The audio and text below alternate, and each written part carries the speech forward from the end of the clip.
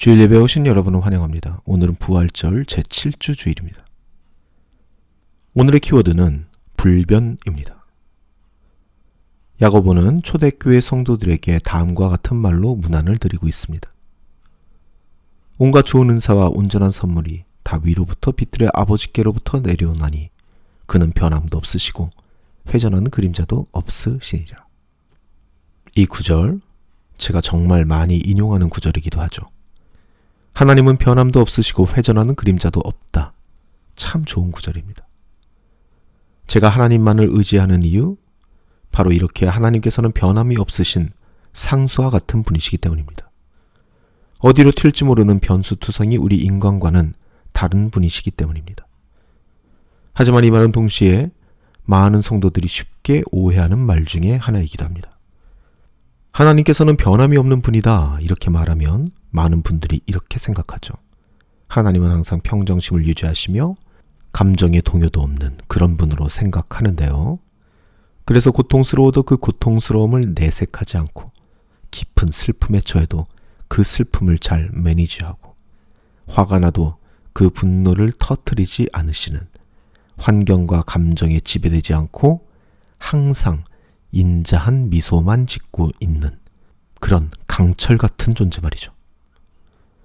하지만 성경에서 기록하고 있는 변함없는 하나님이란 그런 돌부처같이 웃고 있는 그런 하나님이 아니십니다. 그의 변함없음은 평정심으로 말할 수 있는 그러한 변함없음이 아닙니다. 오늘 예배의 시간 우리는 그 평정심과는 전혀 다른 차원의 변함없는 하나님에 대해 이야기하며 우리가 가지고 있는 편견 하나를 풀어볼 수 있는 시간을 가져보려 합니다. 다 같이 기도하시겠습니다. 우리의 삶을 주관하시는 하나님 아버지, 오늘도 같은 시간에 이렇게 모여 같은 하나님을 바라보는 자리를 마련해 주시니 감사드립니다. 주님께서 마련하신 예배의 자리, 우리가 지금 누구 앞에 서 있는지 가슴에 새기는 시간이 되기를 소망합니다. 주 앞에 선 우리, 고단했던 삶의 자리가 새로운 희망으로 가득 차는 시간 되게 하여 주시고, 선포되는 말씀 속에서 우리가 힘있고 살아갈 수 있는 진리를 드리워 주옵소서. 오늘 바치는 이 예물에도 축복하여 주시고, 이 예물이 이웃을 사랑하고 섬기는데 온전히 사용되게 하여 주옵소서. 우리를 죽기까지 사랑하신 예수님의 이름으로 기도드립니다. 아멘.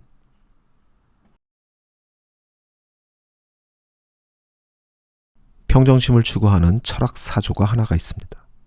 고등학교 철학 시간에 들어봤을 만한 스토아 철학이 바로 이 평정심을 추구하는 철학 사조인데요. 이 대표적인 스토아 철학자 중 한 명인 에픽테토스라는 사람이 있습니다. 이 놀랍게도 에픽테토스의 신부는 노예였는데요. 아시는 분들은 잘 아시겠지만 로마 시대의 노예는 우리가 생각하는 그런 노예만 있는 것이 아니었죠. 노예 출신으로 주인의 재산을 관리하는 집사도 있었고 주인집 자녀들을 가르치는 선생도 있었습니다. 심지어 정치적인 조언을 할 정도로 유력한 노예들도 있었죠. 에픽테토스는 노예였지만 스토아 철학자로 단 한 번도 화를 내지 않고 감정의 동요도 없는 그런 사람으로 유명했었습니다. 그런데 그런 에픽테토스를 그의 주인은 늘 탐탁치 않게 여겼는데요. 한 번은 그의 주인이 에픽테토스를 도발하면서 그의 발을 비틀었다고 하죠. 그런데 에픽테토스는 이렇게 말했다고 합니다. 주인님, 그러다가 발 부러집니다. 이 말을 듣고 그의 주인은 더 화가 나서 더욱 심하게 힘을 주어 그의 발을 비틀었는데, 그러다가 결국 정말로 에픽테토스의 발이 부러지게 되어버린 겁니다. 그랬더니 에픽테토스가 이렇게 말을 했다고 하죠. 거 보십시오, 주인님. 발이 부러진다고 하지 않았습니까? 라고 말이죠. 정말 돌부처도 이런 돌부처가 없죠. 스토아 철학이 추구하는 평정심, 그리스어로 아파테이아라는 것은 이렇게 외부의 어떤 환경에도 영향을 받지 않는 극단의 평정심이었습니다. 바로 이 지점이 스토아 학파의 지향점이었다는 것이죠. 그래서 기원전 3세기부터 엄청난 인기를 끈 철학 사조 중 하나였습니다. 신약 성서에서도 이 스토아 철학자들이 등장하는 장면이 나옵니다. 사도행전 17장 말씀이죠. 그리고 몇몇 에피쿠로스 학파와 스토아 학파의 철학자들도 바울과 논쟁하였는데 그 가운데서 몇몇은 이 말쟁이가 도대체 무슨 소리를 하려는 것인가 하고 말하는가 하면 또 몇몇은 그는 외국의 낯선 신을 선전하는 사람인 것 같다 하고 말하기도 하였다. 그것은 바울이 예수를 전하고 부활을 전하기 때문이었다. 사도행전 저자인 누가는 바울이 스토아파 철학자들과 논쟁을 했다고 기록하고 있습니다. 그렇다면 바울과 그들은 도대체 무엇을 가지고 논쟁을 했을까요? 바울과 그들은 하나님, 그리고 인간의 본성, 구원과 같은 근본적인 문제에 대해 논쟁했을 겁니다.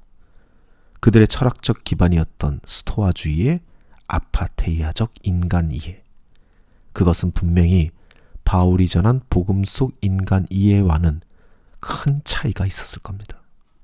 왜냐하면 우리 크리스찬이티는 평정심을 추구하는 종교가 아니기 때문입니다. 그런데 이렇게 생각하시는 분들이 있을 겁니다. 아니, 우리 크리스찬들이 추구하는 것도 평정심 아닌가? 그 마음의 평안을 우리도 추구하지 않는가? 그러니까 죽음도 두려워하지 않고 그 죽음 앞에서 의연한 것이 아닌가? 라고 생각하시는 분들이 있을 겁니다. 하지만 실제로 성경은 전혀 다르게 말하고 있습니다. 다윗은 사울과 압살롬 등 그의 원수들의 공격에 두려워하고 흔들렸습니다. 욥은 잿더미 위에 앉아 자신에게 찾아온 재난을 한탄하고 불평했죠. 심지어 예수님마저도 평정심과는 거리가 조금 있는 분이셨습니다. 예수님께서는 나사로의 죽음 앞에서 눈물을 흘리셨으며 성전에서 극노하시고 채찍까지 휘두르신 분입니다. 십자가 사역을 앞두신 시점에서도 올리브산에서 땀이 핏방울이 되도록 기도하며 괴로워하셨습니다. 수많은 성경의 인물들은 재난에 두려워하였고 고통에 불평하였으며 고난에 흔들렸습니다.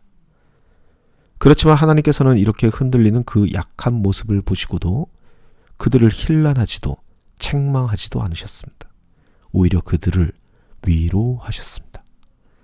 왜냐하면 우리 크리스찬이티의 지향점은 평정심, 그 아파테이아에 있지 않기 때문입니다. 우리 크리스찬이티의 지향점은 평정심이 아닌 변함없는 마음에 있기 때문입니다.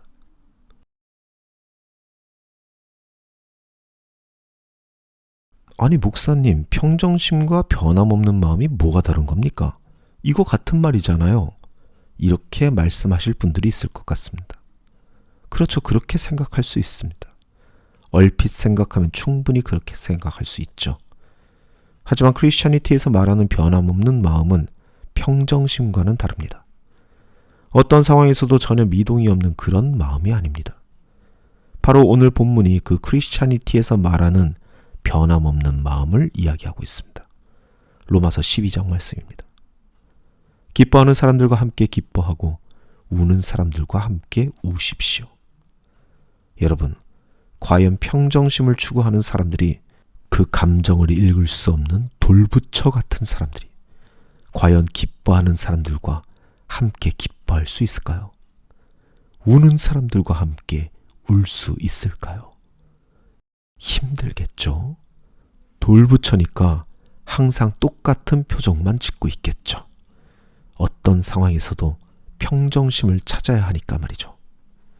하지만 기독교의 변함없는 마음은 기뻐하는 사람들이 있으면 함께 기뻐해주고 우는 사람들이 있으면 함께 울어주는 마음입니다. 다시 한번 말합니다. 기독교의 변함없는 마음은 기뻐하는 사람을 보면 언제나 함께 기뻐하고 우는 사람을 보면 언제나 함께 울어주는 마음입니다. 그렇게 변하지 않는 마음입니다.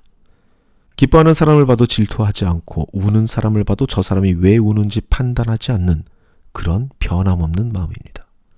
항상 변함없이 기쁨이 인풋이 되면 기쁨으로 아웃풋을 내고 슬픔이 인풋이 되면 슬픔으로 아웃풋을 내는 사람들이 바로 우리 크리스찬이티, 기독교의 지향점입니다. 제가 하나님을 믿고 의지하는 이유가 그가 상수이기 때문에 그를 믿고 의지한다 말씀드렸습니다. 상수처럼 변하지 않는 분이기 때문에 좋아한다고 말씀드렸습니다. 내가 특정한 인풋을 넣으면 어떠한 아웃풋이 나올지 예측이 가능하신 분이기 때문에 저는 하나님을 믿습니다. 내일의 태양은 동쪽에서 뜰 것이고 물은 언제나 아래쪽으로 흐를 것을 알기 때문에 하나님의 법칙 안에서 우리는 무엇인가가 변할까봐 걱정할 일이 없습니다. 옛날 사람들은 태풍이 오고 비바람이 몰아치고 가뭄이 오면 그게 신의 변덕이라 생각했지만 이제는 우리는 알고 있습니다. 과학기술이 발전하면서 그것은 신의 변덕이 아닌 항상 상수와 같이 움직이는 이 세상의 물리법칙에 의한 것을 말이죠.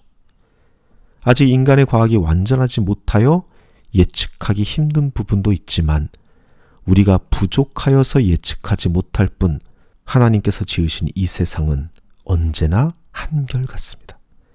결국은 예측이 가능하게 될 겁니다. 하지만 평정심을 가진 사람들을 봅시다. 평정심을 가진 사람들은 여러분 예측할 수 없습니다. 저 사람의 모양만 봐서는 저 사람이 기쁜지 슬픈지 아픈지 두려워하는지 알 수 없기 때문에 매일매일 순간순간 호르몬의 변화에 따라 마음이 바뀌는 그냥 일반 변수의 사람과 다를 바 없습니다. 아니, 오히려 사실 더 위험합니다. 겉과 속이 틀리기 때문입니다. 그냥 그가 표현하지 않기 때문에 변하지 않는 것처럼 보일 뿐입니다. 실제로는 더 위험한 사람들입니다. 그 사람들이 가지고 있는 평정심은 하나님 나라가 가지고 있는 변함없음과는 전혀 다른 개념의 이야기인 것입니다. 하나님께서는 항상 똑같은 반응을 내시는 분이십니다. 기도하면 응답하시고 쓰면 채워주시고 이웃 사랑하면 구원을 주는 예외 없이 항상 그렇게 하시는 상수의 하나님, 신실한 분이십니다. 평정심과는 차원이 다른 변함없음입니다.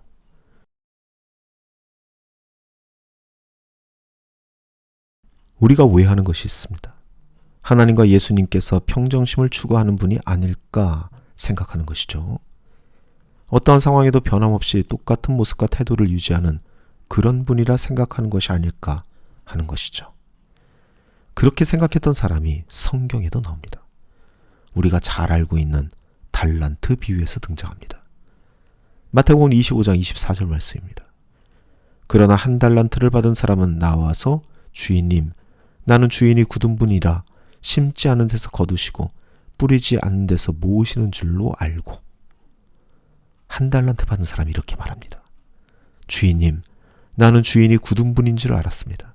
상황에 따라서 유연하게 이리저리 반응을 보이는 분이 아니라 상황과는 상관없이 변함없는 분, 굳게 계시는 그런 분인 줄 알았습니다. 이렇게 말하고 있는 겁니다. 여러분, 이 말 정말 중요한 말입니다. 지금의 교회는 하나님을 굳은 분으로 보고 있는 것이 아닙니까? 그래서 교회가 그렇게 경직되어 있는 것이 아닙니까?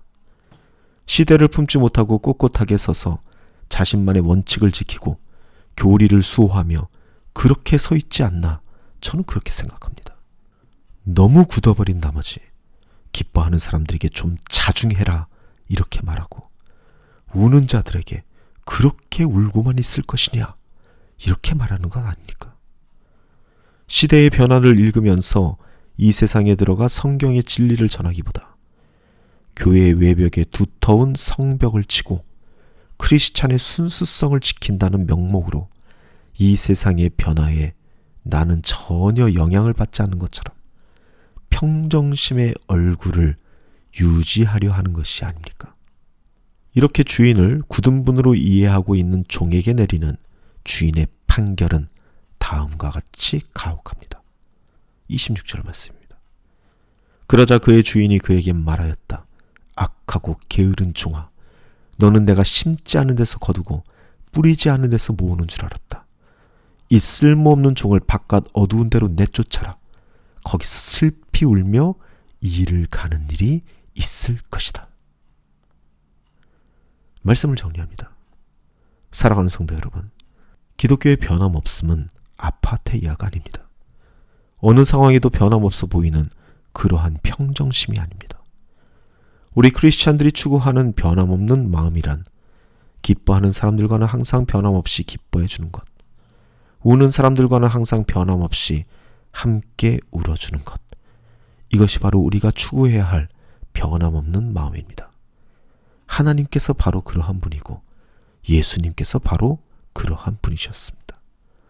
인풋이 같으면 항상 변함없이 아웃풋이 같은 그러한 변함없는 마음, 그 변함없는 마음을 소유하여 나의 이웃을 내 몸과 같이 사랑할 수 있는 저와 여러분이 되시기를 간절히 소망합니다.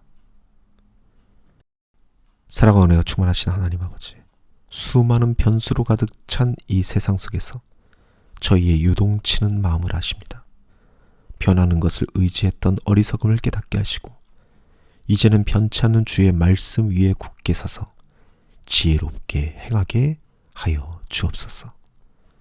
이제는 우리를 주께까지 사랑하신 우리 주 예수 그리스도의 벅찬 은혜와 우리를 사랑하사 독생자 예수를 이 땅에 보내주신 하늘아버지의 극진하신 사랑과 우리의 삶의 인도자이자 보혜사 되시는 성령님의 사귐이 여기 모인 주님의 자녀들 가운데 영원토록 함께하기를 간절히 축원하옵나이다. 아멘.